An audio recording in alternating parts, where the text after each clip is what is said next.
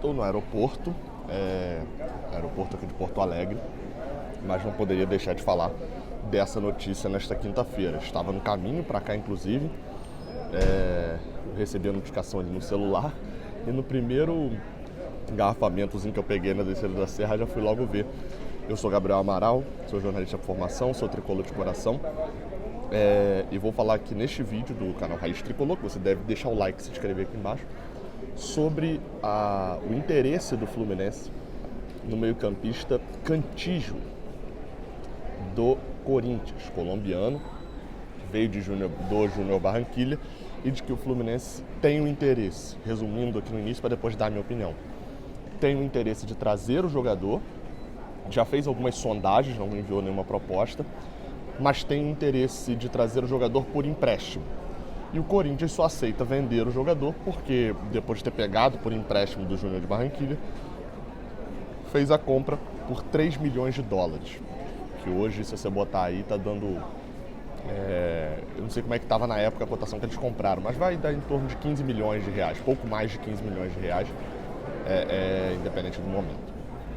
Então, assim, 15 milhões de reais que eles gastaram no Cantillo, que assim foi importante durante um bom tempo pro Corinthians, e hoje está sem muita opção, não, pelo contrário, até tem muitas opções, ele está sem muito espaço para Silvinho, porque tem sido muito utilizado Gabriel, mas principalmente pelas contratações. Renato Augusto, Paulinho, né, também já para a temporada que vem também já vai estar para o Corinthians, enfim, o Corinthians reforçou muito esse setor do campo. Então, Cantillo, assim, essa é a visão do Fluminense. Cantillo pode começar a ser uma boa opção para o Corinthians, de repente fazer dinheiro ou colocar na vitrine para depois tentar fazer dinheiro dividindo com o Fluminense.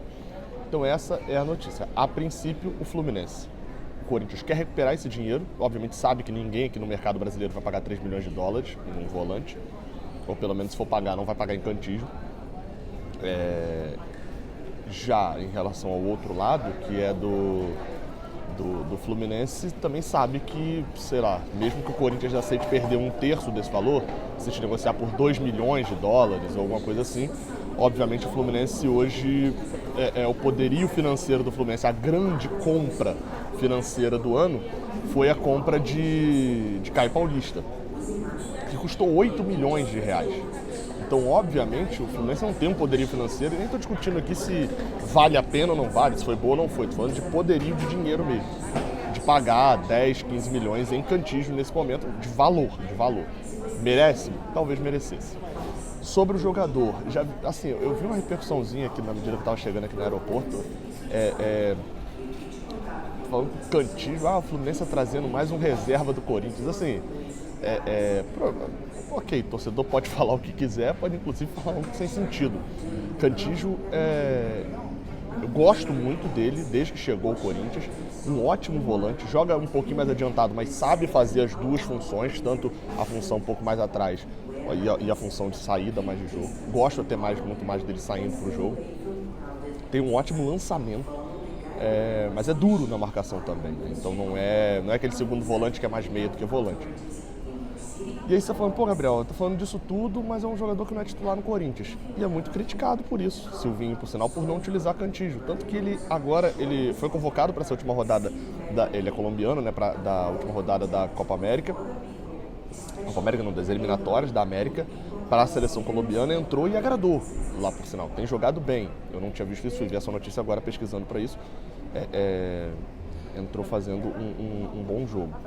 Então, assim, é um meio de campo de seleção, é um meio-campista que jogou muito bem o Brasileirão, é um meio-campista que, mas ele vai ser reserva de Paulinho, ele está sendo reserva no Corinthians. Não, meu amigo, ele tem 31 jogos no Brasileirão. Então, sei lá, nenhum reserva tem como ter 31 jogos.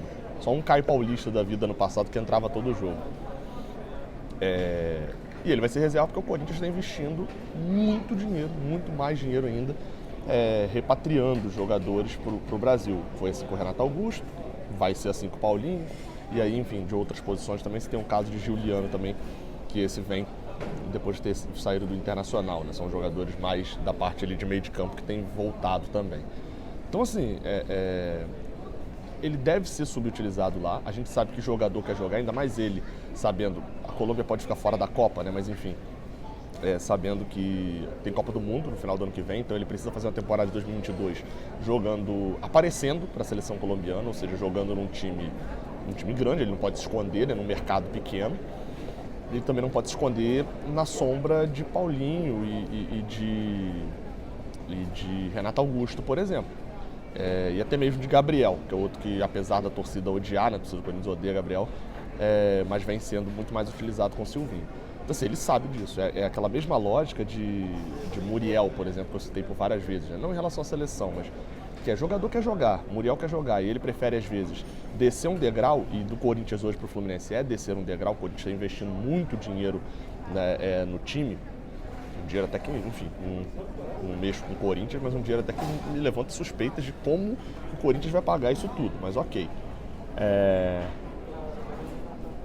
Então, assim, ele prefere descer um degrau para poder ser titular e continuar, enfim, com o objetivo dele, que nesse momento é ser titular, obviamente, jogar e, além de tudo, seleção. É uma negociação difícil. Eu não caio muito nessa de que o Fluminense vai atrás mesmo. Ele provavelmente está a matéria... por sinal, não dei o crédito, perdão. A matéria é do GE. Globo, né, do Globo Esporte. Ou seja, uma matéria totalmente confiável, né?